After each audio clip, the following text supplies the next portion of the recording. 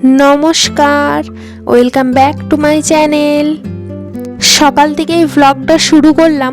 সকালে উঠেই দেখি প্রচুর বৃষ্টি পড়ছে বাইরে, আর এইদিকে সকালে বিছানা গোছ হয়ে গেছে, ঘর বাইর সব ঝাঁট দেওয়া হয়ে গেছে।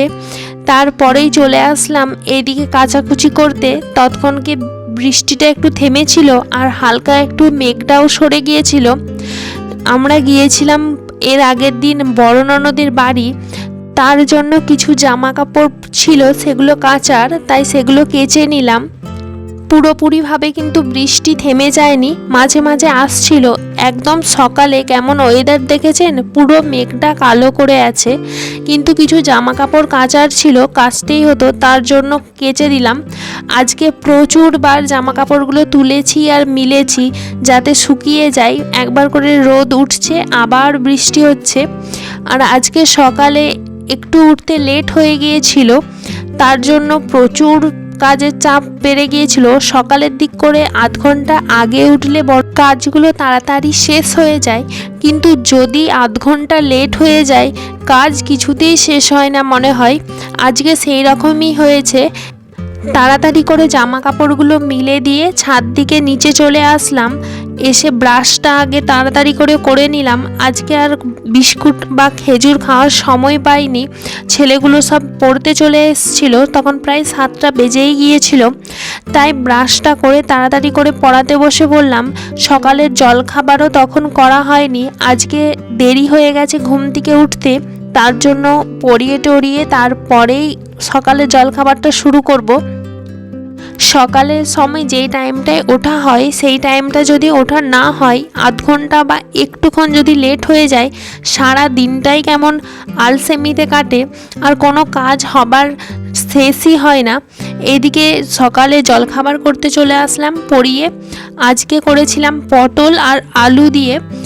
বেগুন দিয়ে যেমন বেগুনি হয়, সেই রকম পটল আর আলু দিয়ে আজকে করেছিলাম পটলিনি আর আলুনি। আমি এই দুটোই নাম দিয়েছি, আলুনি আর পটলিনি। তো বেগুনি যেই রকম হয় ঠিক সেই রকমই এগুলো খেতে হয়, আর সেই রকমভাবেই করব। ওই জন্য পটলগুলোকে আর আলুগুলোকে সরু সরু করে ঠিক যেমন বেগুন কাটা হয় ঠিক সেই রকম কেটে নিয়েছি। আর এই দিকে বেসন নিয়ে নিচ্ছি, যতটা পরিমাণ মতো লাগবে বেসন, তার সাথে একটু লবণ, খাবার সোডা, হলুদ গুঁড়ো, লঙ্কা গুঁড়ো, জিরে গুঁড়ো আর অল্প একটু চিনি দিয়েছিলাম, দিয়ে ভালো করে ফেটিয়ে নিয়েছিলাম। বেসনকে যত বেশি ফেটানো হবে বেসনটা কিন্তু তত ফুলে উঠবে, মানে বেগুনি বা কোনো কিছুতেই বেসন ব্যবহার করলে ভালো করে ফেটিয়ে নিলে সেটা স্পঞ্জি আর ভালো ফুলে ওঠে। এদিকে সব মশলাগুলো দিয়ে বেসনটাকে ভালো করে ফেটিয়ে নিচ্ছি।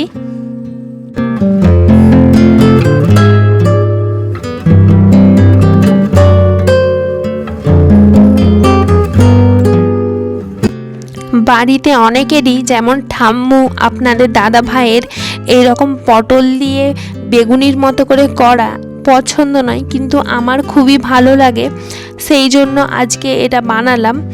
প্রত্যেক দিন বানানো হয় না, মাঝে মধ্যে আমার ইচ্ছা হলেই বানাই।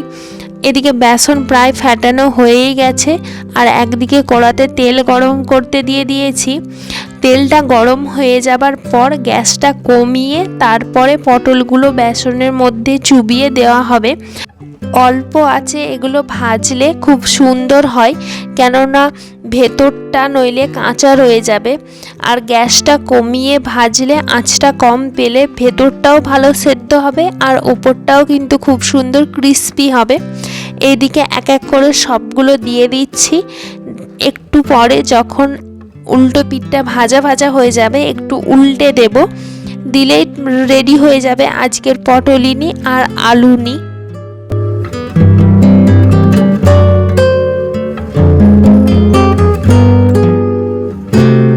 গরম গরম ওপর থেকে একটু বিন নুন ছড়িয়ে কিন্তু বেশ ভালোই খেতে লাগে। তারপর জলখাবার খেয়ে নিলাম গরম গরম পটলিনি দিয়ে। তারপর চলে আসলাম এদিকে রান্না বসাতে। আজকে তো বললাম খুব তাড়াহুড়োতে আছি, কেননা আজকে একটু লেট হয়ে গেছে সকালবেলা উঠতে। এদিকে চালগুলো ধুয়ে নিচ্ছি।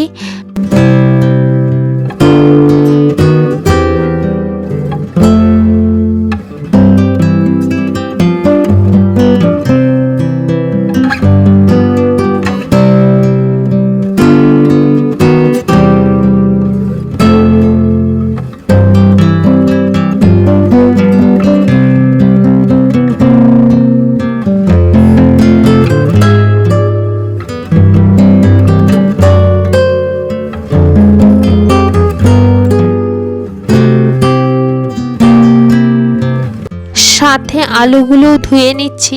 আলুগুলো সিদ্ধ করতে দেওয়া হবে। বাঙালির কি আর আলু না হলে হয়? আলু ছাড়া তো চলবেই না, তাই আলুগুলো ধুয়ে নিচ্ছি। ভাতের সাথে সেদ্ধ করতে দেওয়া হবে। আমাদের রোজই আলু সিদ্ধ করতে দেওয়া হয়।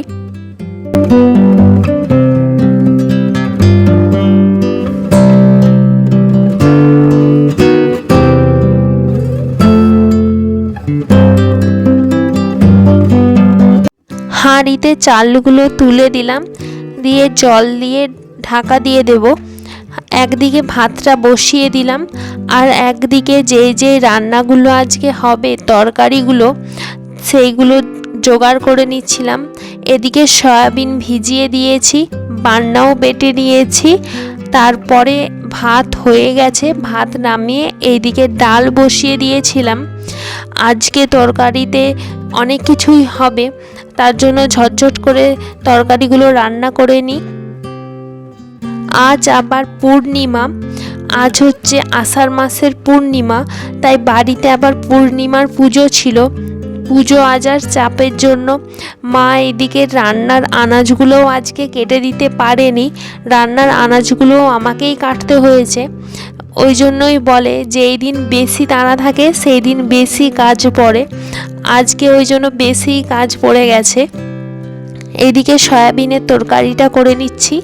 আর এগুলো কি চেনেন? এগুলো হচ্ছে আমড়ার টক খেতে কিন্তু আমার প্রচণ্ড ভালো লাগে।